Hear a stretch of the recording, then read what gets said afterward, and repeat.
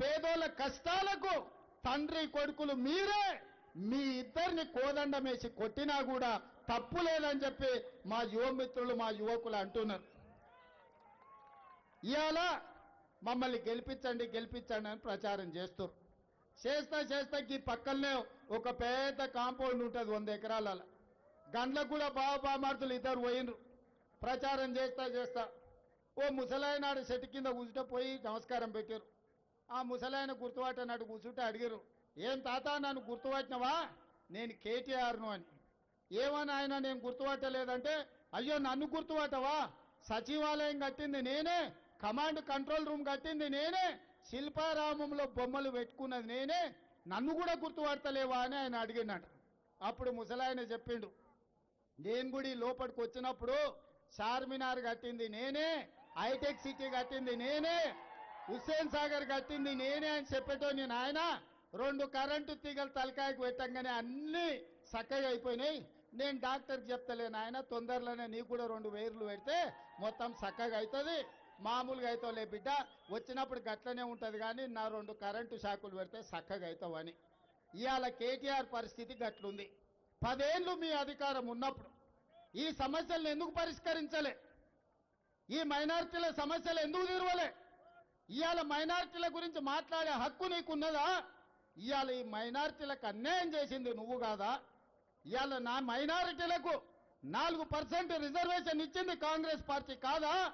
ఇవాళ నరేంద్ర మోడీతోని జంట కట్టి 3 తలాక్లో 370 ఆర్టికల్లో ఈరోజు సిటిజన్ అమెండ్మెంట్ యాక్ట్లో నరేంద్ర మోడీకి ఓట్లేసి రాజ్యసభ లోక్సభలో గెలిపించింది మీరు కాదా? ఇవాళ ఈ హైదరాబాద్ నగరంలో ఆనాడు డాక్టర్ వైఎస్ రాజశేఖర రెడ్డి కట్టిన మెట్రోనే ఉంది, ఔటర్ రింగ్ రోడ్ ఆనాడు మేమేసిందే ఉంది, అంతర్జాతీయ ఎయిర్పోర్టు మేం కట్టిందే ఉంది. ఇవాళ ఐటీ కంపెనీలు ఫార్మా కంపెనీలు మేం తెచ్చినవే ఉన్నాయి. ఇవాళ లక్షలాది మంది ఇతర రాష్ట్రాల నుంచి వచ్చి హైదరాబాదు నగరంలో ఉద్యోగాలు ఉపాధి పొందుతుండ్రంటే ఆనాడు చంద్రబాబు నాయుడు గారు డాక్టర్ వైఎస్ రాజశేఖర రెడ్డి గారు చేసిన అభివృద్ధి తప్ప చంద్రశేఖరరావు చేసింది ఎక్కడుందో చెప్పమని నేను అడుగుతున్నా. నేను ముఖ్యమంత్రి అయినాక మీరు ఆలోచన చేయండి, చదువుకున్న యువకులారా మీరు ఆలోచన చేయండి.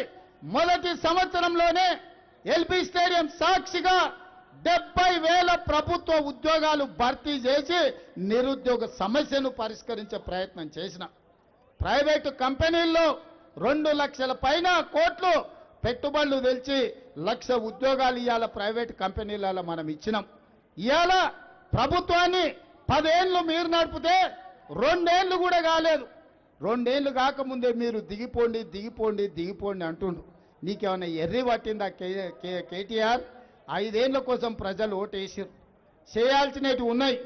ఇవాళ ఈడున్న పేదోళ్ళని అడుగుతున్నా, రాష్ట్రం మొత్తం లక్షలాది రేషన్ కార్డులు మేము ఇచ్చినాం, మీరు ఇవ్వకపోతే ఒక్క జూబ్లీహిల్స్ శాసనసభ నియోజకవర్గంలో 14,159 రేషన్ కార్డులు ఇవాళ ఈ పేదోళ్లకు పంచిపెట్టింది మేం కాదా? ఈరోజు పేదోళ్లకు 200 యూనిట్లు 60 లక్షల కుటుంబాలకు ఇవాళ ఉచిత కరెంటు ఇళ్లలో మేము ఇస్తున్నది మేం కాదా? ఇవాళ పేదోళ్లకు సన్నబియ్యం పెడుతూ ఇస్తున్నది మేం కాదా? మా అక్కలీడుండ్రు, ఆ ఇళ్ళ దొడ్డు బియ్యం వచ్చినప్పుడు ఎప్పుడైనా వండిర్రా అక్క? పిల్లలకు పెట్టిర్రా? బుక్కెడు పువ్వనైనా కేసీఆర్ ఇచ్చిన బియ్యంతో పెట్టిర్రా? ఇవాళ మీ తమ్ముడు ముఖ్యమంత్రి అయినాక మీకు సన్నబియ్యం ఇస్తున్నాడా లేదా? సన్నబియ్యం వస్తున్నాయా లేదా? మీ రేషన్ కార్డు మీకు అందిందా లేదా? మీకు ఉచితంగా కరెంటు వచ్చిందా లేదా? ఇవన్నీ పక్కన పెట్టుర్రి. నిన్న మన ఆటో వాళ్ళని వేసుకొని జమ చేసారు. ఆటో వాళ్ళకి అన్యాయం జరుగుతుందని వాళ్ళని ఎట్లా ఆదుకోవాలో ముఖ్యమంత్రిగా నేను ఆలోచన చేస్తా. ఇవాళ మా ఆడబిడ్డలకు బస్సులో ఉచిత ప్రయాణం ఇస్తే రద్దు చేయమని తిరుగుతున్నారు బామ్మార్దులు. గింత గలీజ్ వేషాలు వేస్తున్నారు టీఆర్ఎస్ వాళ్ళు. మా అక్కలకు ఆర్టీసీలో బస్సు ఉచిత ప్రయాణం ఇస్తే వాళ్ళ కడుపు మంట ఏందని నేను అడుగుతున్నా. అదేవిధంగా ఇవాళ మా ఆడబిడ్డలను అడుగుతున్నా, సొంత చెల్లెలకే అయ్యో సంపాదించిన ఆస్తుల వాటా ఇవ్వాల్సి వస్తుందని సొంత చెల్లెలనే ఇంట్లో నుంచి ఎలగొట్టారు. ఇవాళ వాళ్ళ చెల్లెలే జిల్లాలు తిరిగి దుమ్మెత్తిపోస్తుంది వాళ్ళ అన్న గురించి, వాళ్ళ బావ గురించి. ఎప్పుడైనా ఆడబిడ్డ క్షేమం కోరుకోనోడు, సొంత చెల్లెలకే బుక్కెడు పువ్వ పెట్టినోడు, సొంత చెల్లెల్ని ఇంట్లోకెళ్ళి బయటికి దొబ్బినోడు ఇవాళ మాగంటి సునీతమ్మ మంచి కోరుకుంటాడా?